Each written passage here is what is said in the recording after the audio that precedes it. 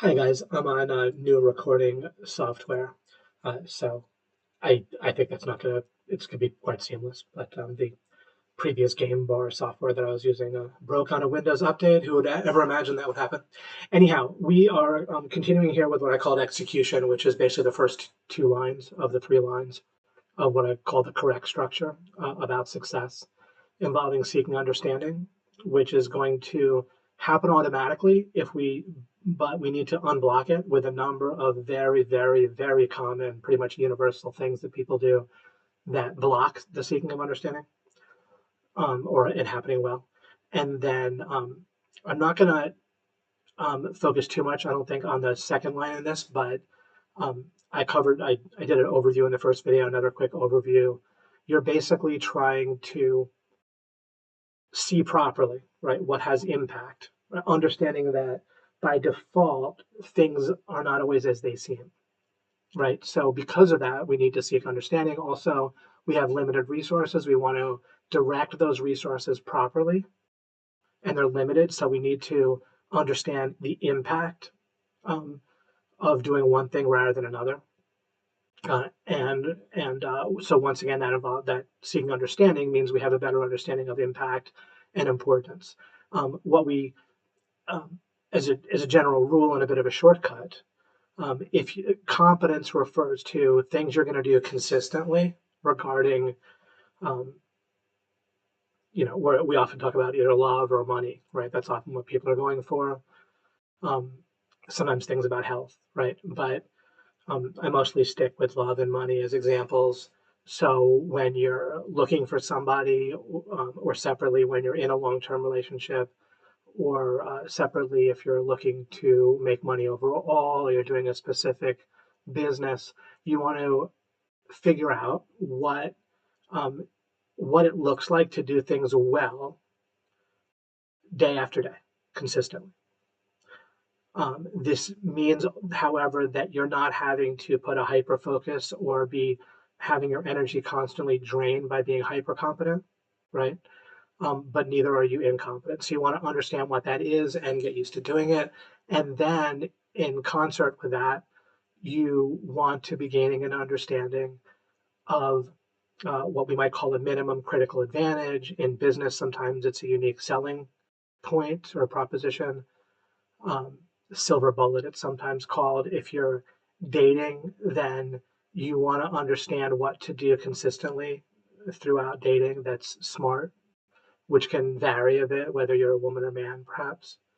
Understanding about tests that people of the opposite gender might do and how to pass those tests, um, how to, of course, carry on a conversation, how to listen to the other person, and various things, right? So you learn that you figure it out through taking action, and then separately though, you want to have something extra going for you, but it doesn't have to be a ton of advantages.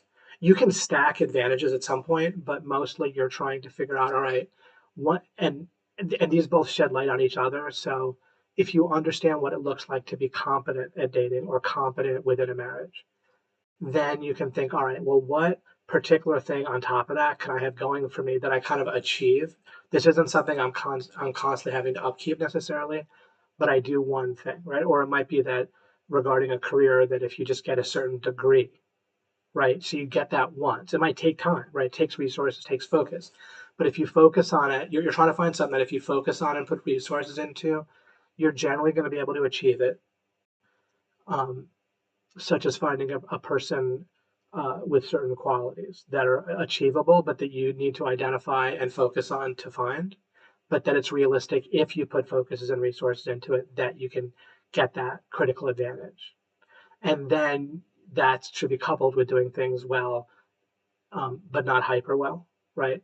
Day after day. But if you understand what competence looks like, then it's easier to identify what'll give you a particular extra advantage to really kind of cement your success and in manifesting your vision. All right, so let's go on here. I wrote this on the slide. I said the way I understand success, and let me stop here. I just want to note something kind of fairly obvious, but when we're talking about a success method, success shortcut, success philosophy, we're talking about times when it's not super easy to just achieve something, right? You don't need a success philosophy. You don't want to test the relevance of these ideas that I'm sharing with you by thinking about something that you've already achieved that was, even if you thought it was hard, um, it's still it's something you achieved. So ultimately, within your box, you were able to do it, right? Um, there's plenty of times when the kind of normal success philosophy, or even the kind of bad success philosophy, um, works anyway, right? But what we want to do is understand how success really works for times when it wouldn't otherwise happen. So, with that said, the way I understand success is based on distinctions that are knowable but counterintuitive, right? I've referred to some of these before when I talked about why the kind of expert method fails. If I go back here, right, the expert method being here on this first slide in this file here, right, where with positive thinking perseverance, you're moving towards a goal, right? The issues with that, so it seems good because it's better than doing things basically wrong. However, even this negative thinking, following your peers to your goals, you'll sometimes still achieve stuff, right? Um, and but there's plenty of negatives to it. Uh, and then the expert method fails because reality is not as it seems to a far greater degree than people even realize, right? If you stop and think about it, people remain deluded, right? So even though they're, all sorts of people, right, where they stay deluded day after day, year after year. So and even when reality kind of constantly smacks them in the face, they explain it away, right? They marginalize it, they rationalize it. It's someone else's fault. It's bad luck. They just need more willpower, or it's Donald Trump's fault, whatever, right? Um, so so reality is more different than people even realize, because when reality conflicts with how they think things should be, and I'm going to really focus on that idea of should in this video. That's the main slide in this video is going to involve that. Then people will still project how things kind of should be onto reality and not even see what's really there in essence, right? Because what's really there isn't just physical. It's what's really important to their spouse, right, or to themselves, or to, and so forth, or ways to get ahead or to make more money. People will just sort of give up on various goals that they have, and certainly not make them into a good vision and pursue those. So they'll shrink their goals, right, or they'll rationalize it. People have all sorts of endless defense mechanisms to maintain their delusion. And then on top of that, we have limited resources. So when people just talk about, oh, you just need to focus and not give up in order to achieve your goal, that acts as if you have unlimited resources. But we have limited resources, which means that impact and importance, which means understanding the impact and importance of directing resources one place rather than another, is important, right? Or you have books teaching how to have a better marriage that assumes that both partners are going to follow all the instructions in the book, right? And that's not at all how reality is, right? Or that you yourself have an unlimited energy for doing stuff to follow the advice in the book, even if it's unilateral, right? If a book is like, if you do this, that, and the other thing, then your wife will be happier with you. Well, maybe you have limited resources rather than unlimited resources, and maybe not maybe, but definitely you have limited resources. And so the idea that you can just do this, that, and the other thing, as if you don't have a career, as if you're not tired sometimes, as if you're not annoyed and you feel like you deserve more, right? All of those are not taken into account if we just say how you should act in a marriage, or how you should eat, or how you should just do this for 7 minutes a day, or exercise for this long. Of course, exercising is often a better alternative use of certain 30 minutes a day. I'm not speaking against that. But any advice where it's not saying do this for 30 minutes instead of doing some other thing for 30 minutes, right? Um, and they can say that in general, right? You could always say, oh, instead of scrolling through Facebook, but not everyone scrolls through Facebook for 30 minutes a day.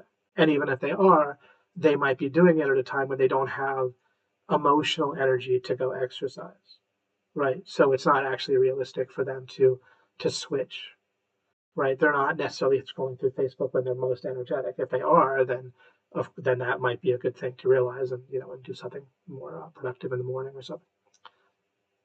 And then I wrote this mistaken identity. People just fundamentally misunderstand who they are and what's going on in the universe and how their brain works and how their brain runs algorithms.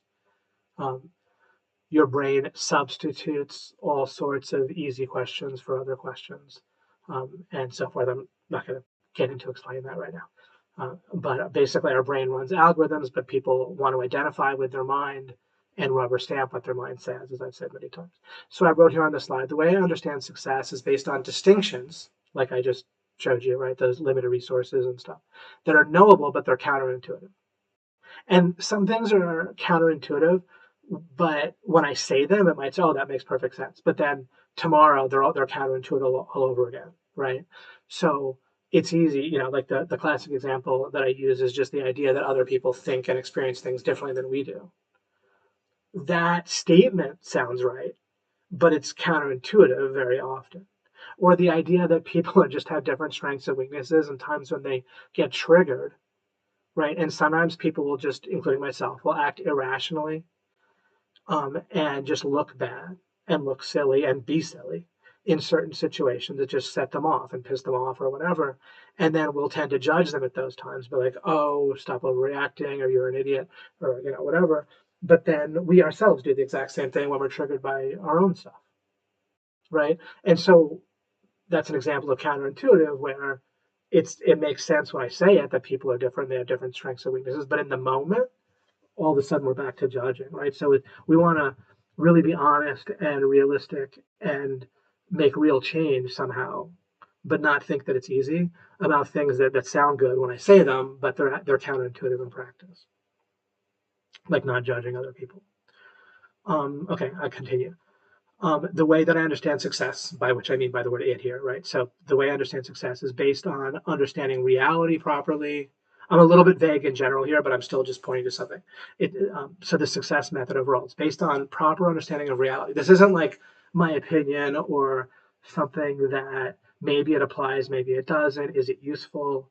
Right. This is just much more correct than the other success models. Some things are still difficult to achieve and take time and take years or whatever, right? But still, the idea, the distinctions that I'm setting up in this series are correct distinctions that you can see, right? It's more than I'm giving you distinctions than instructions, right? I am saying, yeah, do this rather than do that, but the distinctions again are real, and they're real understanding every new distinction, and the distinctions always work, right? In the sense that they're not really up for debate.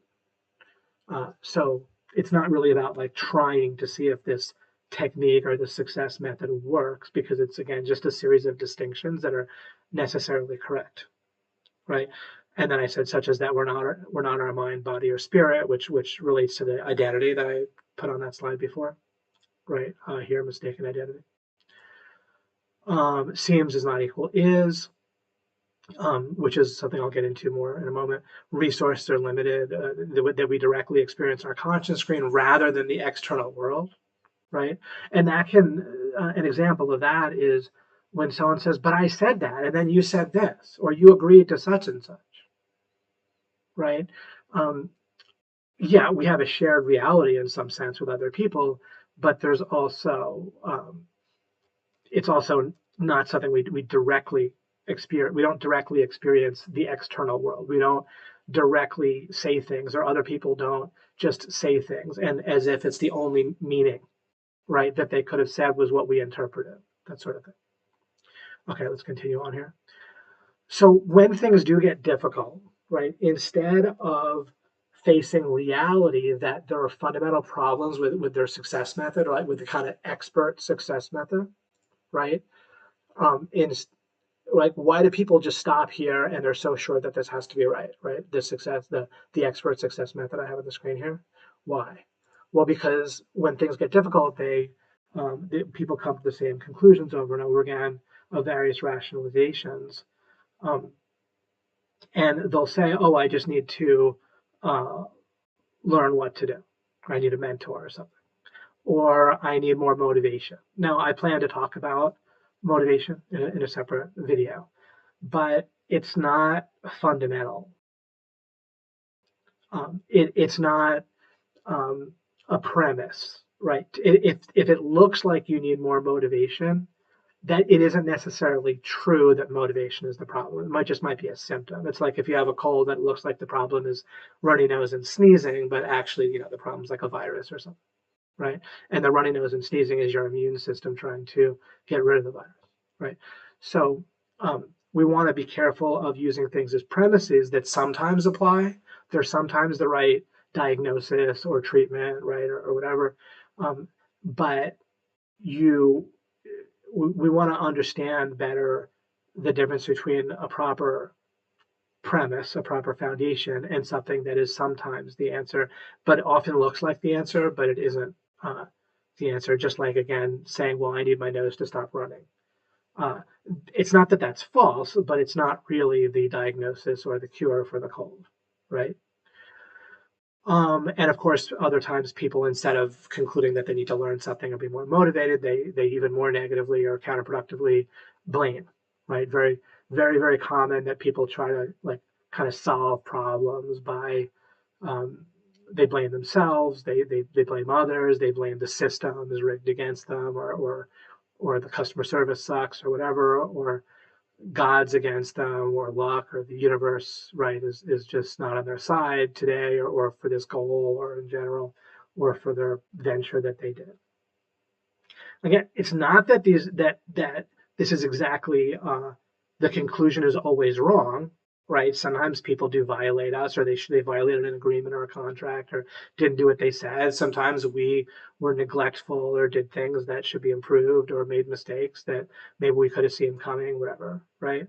The system can be rigged against us. God Himself is not, trying to screw you over. I can guarantee you that. But luck could certainly have gone against you, right? The universe is also not like sitting there trying to screw you over. However, bad luck can certainly happen, right?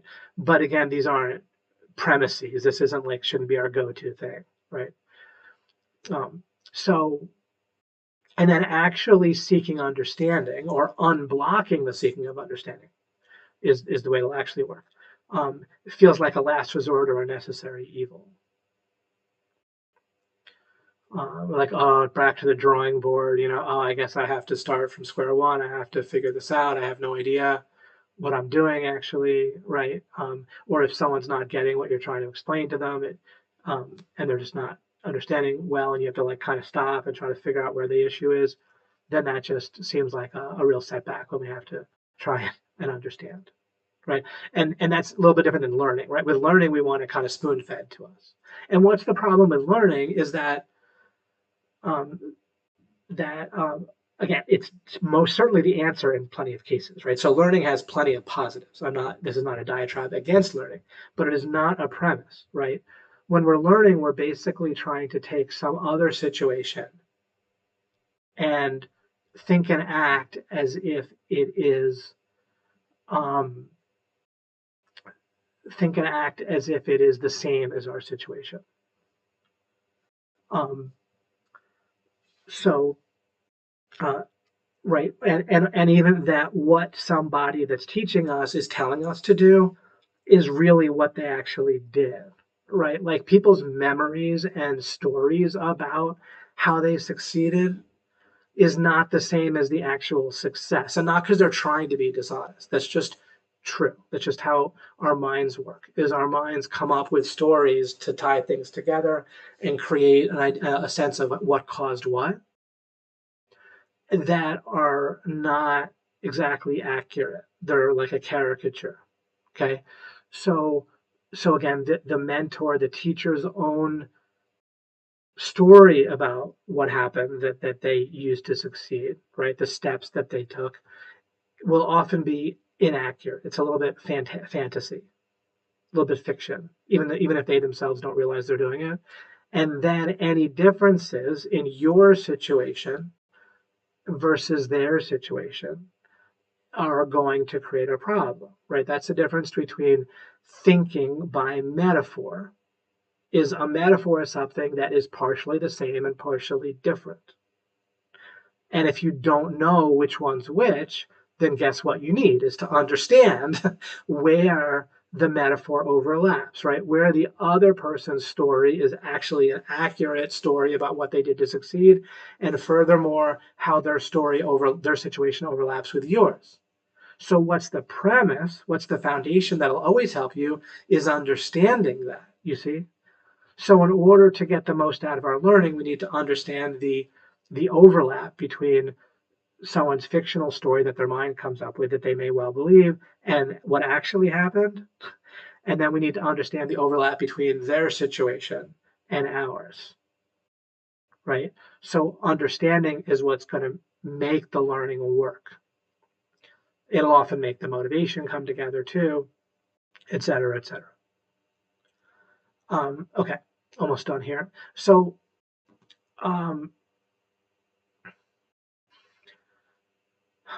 I do have a quick mental image for you. So we're talking about execution here. We're talking about making your vision a reality, right? And by default, we often think about a whole bunch of steps or actions that need to happen between and like distance, right? Or you I put will here as well, like kind of like willpower or like basically doing stuff, moving, creating uh, between you and the vision coming to reality. But that idea of like distance and like using your will, imposing your will on reality to make your vision a reality, um, it assumes away a certain possibility that actually applies a lot in life. And if we imagine a wall, just a wall between us and our vision coming to fruition. Now, that wall might be a wall, and then there's a bunch of traveling toward your final vision, but that traveling is like basically effortless. Um, but regardless, a wall allows for the possibility of there just being an illusion between you and your vision. Because sometimes, and I think much more often than people take into account, well, and often their mental image kind of removes you of the possibility of it, but often just seeing through an illusion or not seeing through an illusion, but it's like you're seeing a wall, but you're walking through it anyway sometimes, if that makes sense. Like you don't see anything different, but you understand somehow that you could just walk through it and you do. Or that you can't walk through here, but you understand that there's a separate place in the wall somewhere else that you can walk through, even if you can't just. It's not like you could just use your will and just put your hand through like a piece of metal, right? But that somewhere there's a way to open it. There's just like a very weirdly simple thing to do or walk through or to open a certain door that is weirdly easy, but getting the understanding of what and where that is might not be easy, or it might be in one sense fully easy in terms of seeking understanding, but fully impossible because understanding is blocked, right? But that often in life, it's something that's super easy when the understanding clicks into place. And that even if there's a bunch of actions and time that it takes after that to fully manifest your vision, those actions and that time will be effortless in a certain way of looking at it because you've broken through the illusion and now it's just you see accurately, you know where to put your resources and you just do it. And it's very motivating because it's all clear to you, right? Like ultimately, motivation is going to be often related to some sort of lack of understanding, right? Because if you clearly understand the vision that you really want, that's going to be good, and you clearly feel and see what to do and how to get there, then generally motivation isn't going to be an issue, is it? Right? Motivation is often an issue when there's like a disconnect between what we feel is important and what actually is important. And remember, importance and impact are basically synonyms. So it's like what we feel like is impactful isn't the same thing as what is impactful, right? If you feel like what's going to have impact for doing your vision, getting your vision, is it, if what does have impacts also feels to you like it has impact, then you'll generally not have a motivation issue. All right, so let's get to the final slide here. And but it's kind of where I wanted to focus the most for this video. So what goes on in life that is so understanding? Imagine you have a river taking clean water from the mountains and it brings water to your town, right? You know, you just excuse me, just imagine kind of a simple town that has a river and then that water is really important to it. If that river becomes blocked, then of course what you need to do is figure out what's blocking the river. You don't really need to figure out how to push the water harder, right? You see, you don't need to know how to seek understanding. Just like with that river, it's going to flow automatically. Like seeking understanding happens, right? I've referred before, there's basically three general ways of going about achieving a goal or manifesting a vision, which is pretty much to learn something, to do some planning, or just to take action, right? And various success videos or particular books or moments in a book or video will often decide that one of those three is more important than the other two, or like the key, when in fact neither one of those three is like the key. And often you can't even know which one is going to be the right one to do, and you just kind of do whatever, right? Try to learn from somebody, try to do some planning and take action, right? Every single one of those three things is going to lead to seeking understanding if it's not blocked. So we want to think of seeking understanding as like that river coming down from the mountains, and we just need to not have it blocked. However, it's like pretty much universally blocked, and it's pretty much universally not appreciated, right? The more you learn to appreciate and enjoy the sense of progress that comes from seeking understanding. If I were to have completed that sentence by saying enjoy seeking understanding, then that could be confused with learning or something. What I want you to do is enjoy the sense of progress that comes from seeking understanding, coupled with the realization that seeking understanding actually is effortless and unstoppable if it's unblocked. Um,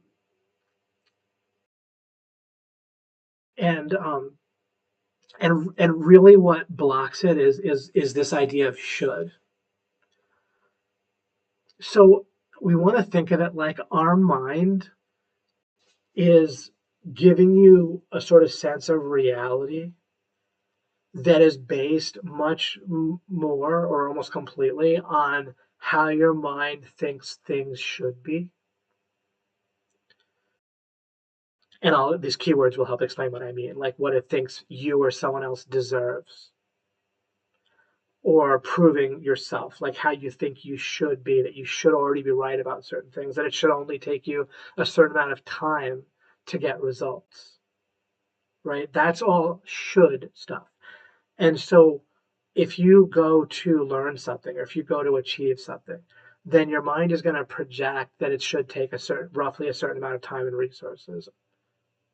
And then it's going to go about trying to make that should not just a reality, but like your mind sort of creates an interpretation of reality, and actual reality can be deleted and marginalized, like pieces of it can be greatly edited, like the way an interview can be edited to appear differently than it is, right? Or any kind of video or talk that someone gives, or anytime someone's talking basically on video, it can be edited to appear one way, even if the video is not faked, it's just edited, right? But on top of it, if you can fake things, and your mind can basically do that, your mind can make you feel and essentially see things that are not exactly there. Our own normal worldview is like this, except for people forget it, right? Like what you see is not the same as even just in terms of like pixels and visual.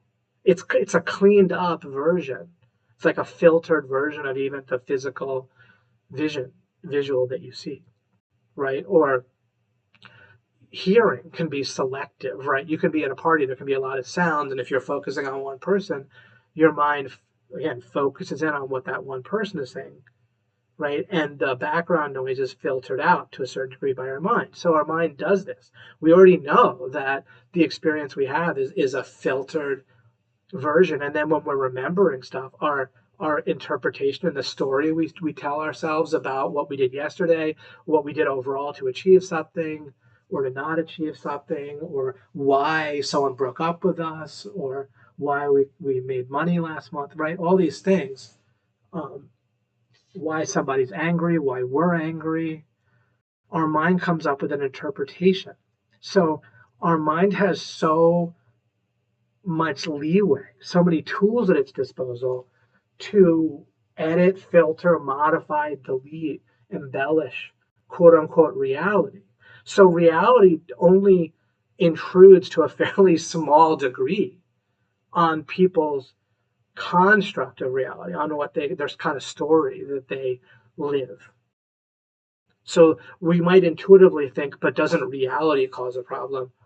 Not so much, right? And as we see, people remain deluded about all sorts of things. We think, oh, after Biden's been president for 4 years, that should really affect certain people's idea, right? You had people absolutely hysterical wanting Biden to be president over Trump in 2020. So they felt like the gap was just massive, like it should just be this wonderful situation, right? Um, people still believing that, like, we had Obama for 8 years and Biden for 4. Climate change should basically be taken care of, right? Why is it even an issue in their minds, right? Um, so it's presumably solved, but then the same people will believe it's not solved, and yet they had their president for 12 years. So that's weird, right? Like reality doesn't seem to change, and it can even, like, show, like with a doomsday cult or with politics or anything, where people cling to their beliefs even more strongly when the doomsday, the world doesn't end on their projected doomsday or whatever. Right? Al Gore predicted that some number of years ago, right? The world would basically be unlivable, and that doesn't seem to matter at this point. Um, and certainly on various sides, the issue and so forth, I can come up with other examples, but it's a little quicker and easier for me to come up with examples against Democrats. So whatever. All right. Um, so let's start with the first one here. Let's use for mostly. Let's imagine the situation where in like a marriage or long-term relationship, in one in one way of looking at it, it should be easy for both parties to understand what's important to the other, like very important, and just and uphold those things that are important. But I think we've probably experienced where that doesn't happen. And if we use that as an example, um,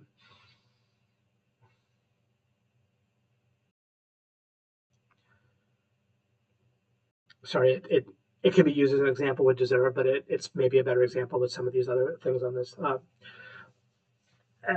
Let me just talk in it from a different angle, actually, about deserve for a second. If you are looking to make money, then you, as I've talked about in the previous video, you want to improve from goals to vision, right? There's various improvements, right? I listed about 6 things or so, might be more, but roughly 6 things, changing a goal to a vision that makes it better. So when you're trying to do that, though, once you do that and then you're trying to execute, what's going to get in your way big time is this idea that after a certain amount of effort, of learning, of doing, or whatever, you deserve to see some results. when we're thinking about seeking understanding, the idea is we're trying to instead of being trapped in the story that our mind creates, we're trying to um, operate much more in reality somehow. We're trying to see through that into reality, and we're trying to make our vision reality, not just like a self delusion, right? So it's completely irrelevant if we step back from it rationally, what you supposedly deserve, right? That's just an extrapolation, which I have that word on the slide, uh, that your mind creates, right? It's just a fantasy, right? You don't deserve anything ever in a way that's useful. Where does that come from, right? We got it like a bad idea from our parents who might have gotten it from their parents. It just sort of makes sense to people, but it's just false. So, in a different way of looking at things, it should make no sense. What the heck does it mean to deserve something?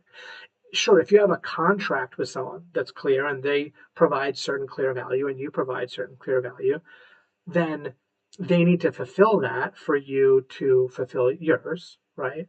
And it's if they violate the contract in a clear way, then the contract is null and void, right? In that sense, there's a useful sense of deserving, but at that point you don't need the word deserve, right? The concept itself is kind of superfluous. So this really gets in the way of people figuring out what they really need to do to achieve their goals. When you're trying to figure out what to do to make your vision a reality, what to do, what it looks like to be competent consistently with maintaining whatever it is that for your vision, either to get there and or when you do get there, you may have to continue to maintain it, right? Like with a marriage or with a career. Um, and then what critical advantages might make it particularly certain that you will succeed and succeed kind of more quickly and so forth. Uh, it's just what's real, right? There's reality. What you deserve is just a nonsense concept. I'm maybe a little bit repeating myself, or not even, or just kind of asserting that this is true. But I think if you're standing in the right place, right, and looking at this, and you start and think for yourself about when do I deserve things? Is that useful? What do I do? Like throw a temper tantrum if I don't get what I deserve? If my vision doesn't happen when I think it should? Right? What's the I there? It's your brain, right? It's just your brain making some extrapolation and projection about what should happen, right? Should is you pretty much just want to be suspicious of this concept. You want to recognize it in its various forms and mostly get rid of it as a premise. Do you see? Should, right? And I'm giving you the various forms that it takes. And one of them is some form of the idea of deserving, right? If you're trying to make a vision of reality, then you're trying to see what actually has impact. And if something has impact, like a certain action, right? If you learn or plan and you figure out a certain action, then you carry it out that has actual impact in making your vision a reality, um, then great. No, and regarding just the idea of importance with your spouse or significant other, um, you don't just come up your I mean you might do this, but it's a real mistake, right? It doesn't make sense to come up with what actions you think you should take to where you deserve love and affection and whatever from your significant other, right? You'll get it when they give it to you. And if they're like violating a contract, then maybe you want to get out of that contract, right? Like if you guys were clear about what's important and you're doing those things and they're ignoring you, then maybe you need to seriously consider not being in that relationship, depending on other factors. So again, if it's a contract, then dropping your end of a contract after they've dropped yours is perfectly potentially rational, right? But we don't have to use the word deserve in that case. We could just use the idea of a contract.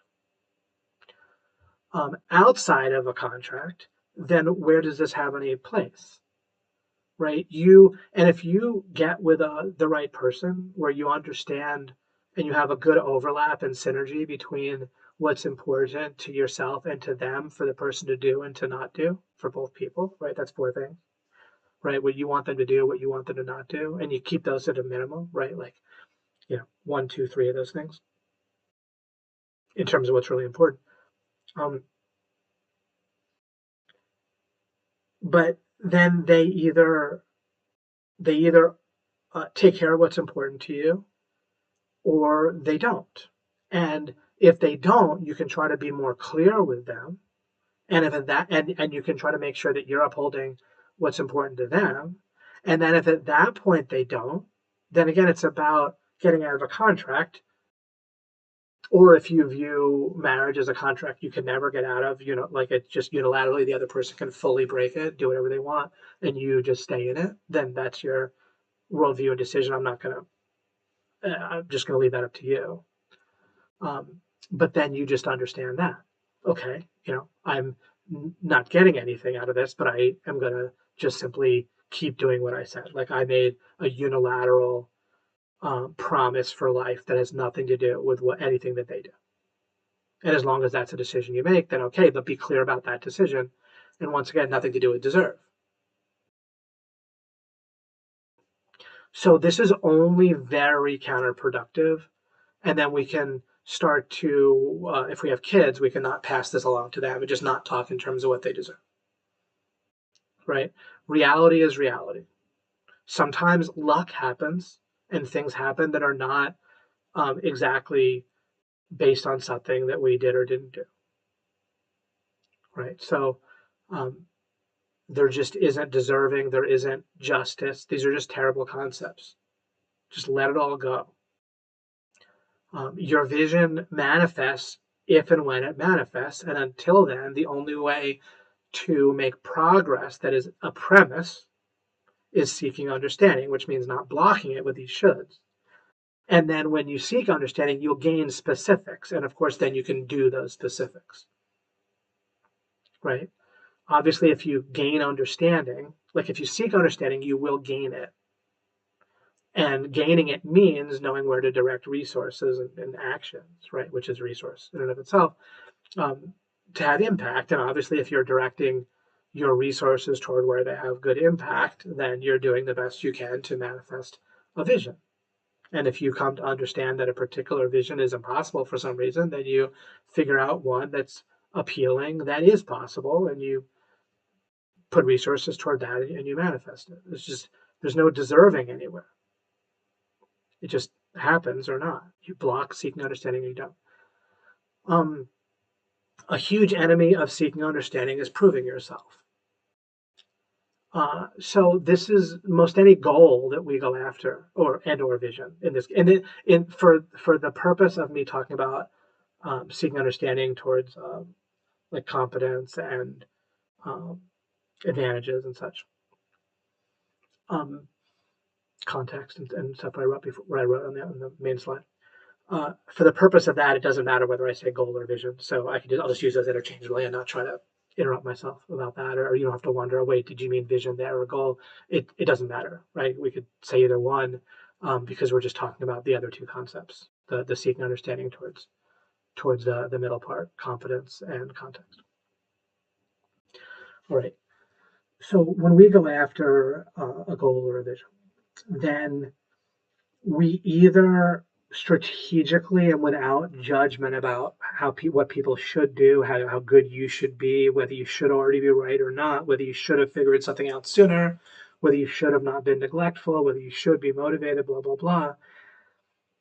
It is very common, very constant. And when you look out for this, you'll see it, that people switch the goal that they supposedly have for the goal of like proving themselves that they're already competent enough, they're already right enough, and so forth, right? And this, you can imagine this with like a group project of some sort with other people.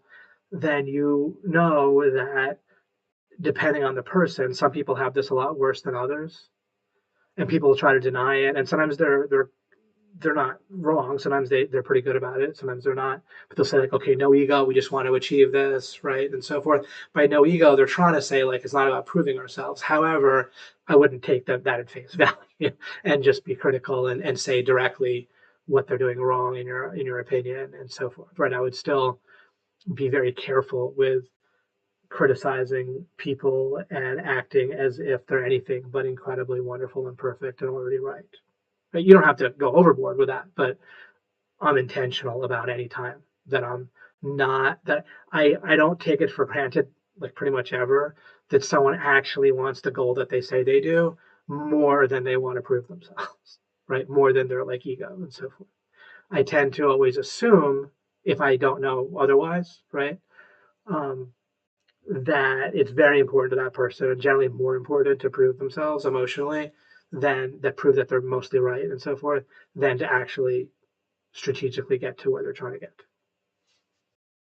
So watch out for that yourself, be aware of it in others, and realize it's a massive block to seeking understanding. And there's going to be a tremendous temptation to veer off from your actual goal into trying to prove yourself that you can do it within a certain time frame or not only make but so many mistakes and so forth. Um, and try not to fall into that trap. And how do you try not to fall into that trap? By understanding this meta idea better, right? All of this meta understanding of this slide of about the idea of should and the different ways it manifests, all of this meta understanding will, of course, add up in your life and help you in everything you do. Okay. People's minds also then, this is all related, right? These are all different facets or angles on the same idea of should. So your mind will constantly project and extrapolate that the way somebody acted last week is the way they should act this week.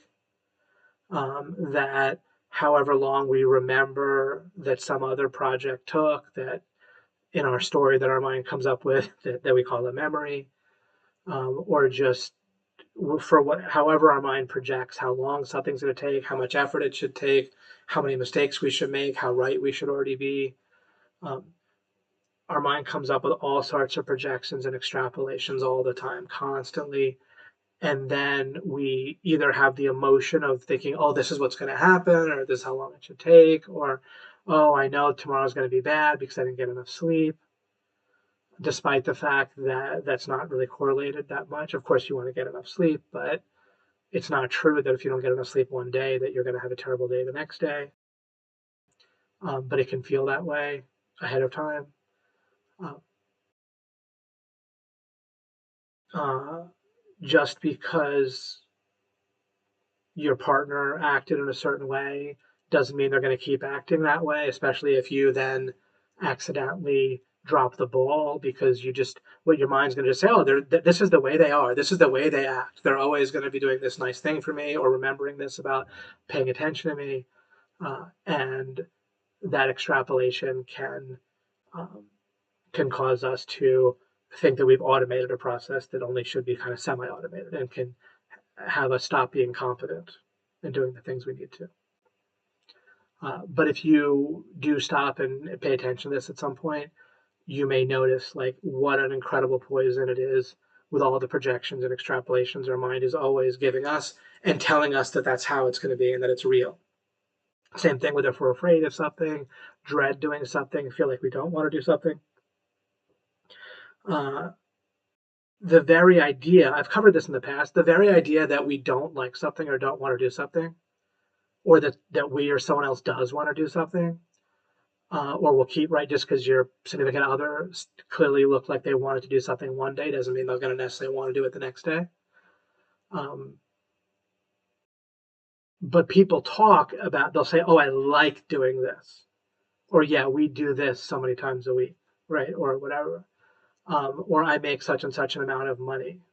Well, that's an extrapolation of the future, right? You can only mean the future when you say I make such and such an amount of money, or my wife and I do such and such every week, or she's loves to do whatever. That means the future. That's necessarily an extrapolation. It looks so real, but it's treating the future as if it's known. So start to be aware of all those extrapolations. Every time you say you like something and how that's actually predicting the future out almost into infinity. I'm not saying that that prediction is always wrong, but it's not a premise. It's not always right. And especially if you want to change the future, or if you want the future to stay good, in either one of the, if you want to change it, you don't want to extrapolate and act like the future can't be changed and is fixed. And if you want things to remain good, then you don't want to extrapolate that they're automatically going to remain good despite you not keeping up what you need to keep up in order to maintain people acting in a way you want, or you acting, getting results that you want with your income or whatever it might be, right? So these projections and extrapolations about the future, or about how long that it should take for you to learn something or accomplish something, right? It relates again to proving yourself, because your mind will make these projections and extrapolations, and then it will be biased towards kind of making those things seem true, either come true or seem true. Remember, things don't have to come true for your mind to tell you that they're the case. Your mind has so much leeway to edit and filter and create stories about what's going on that don't depend on a lot of actual reality, one way or the other. And then finally, I wanted to mention that um, people tend to think that what's normal, now there's exceptions to this, but whenever it's kind of under our radar, then what's normal, what happens day after day, um, or beliefs that every Christian might have, right? Even if they don't make sense. And I'm a Christian, but I also think that actual people that are Christians have a lot of man-made ideas, and ideas that are just flat out contradictory and wrong, right? I don't think Christ had contradictory or incorrect ideas, but I think that Christians do for the most part. But when an idea is normal and lots of other people hold it, or it seems like almost all Christians believe a certain thing, right? If I point out how it can't possibly be consistent with another idea that they have or that has to be correct, it tends to not matter to people because it's normal. Or the idea that government exists, that the legitimate government exists, right? It's such a pervasive belief. It's manifestly, logically can't be the case, right? You can't possibly have a legitimate government outside of relative to an individual with a valid contract. Um, but in the way that we conceive of it now, it's just nonsense, right? You can't have it. It's a contradiction in terms to have legitimate government, right? Every government gets formed how?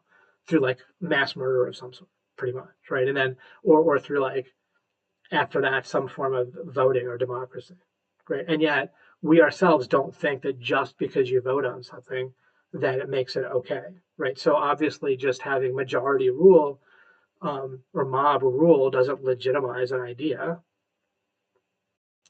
So neither democracy nor mass murder could possibly legitimize whatever, right? If you're on a desert island with 10 people, end up on a desert island, right? And there's 6 guys and 4 girls, and they say, hey, let's have a democracy, and the men vote that all the girls should obey the men in every case, right? Then that doesn't legitimize that idea, does it? Right? It's a democracy.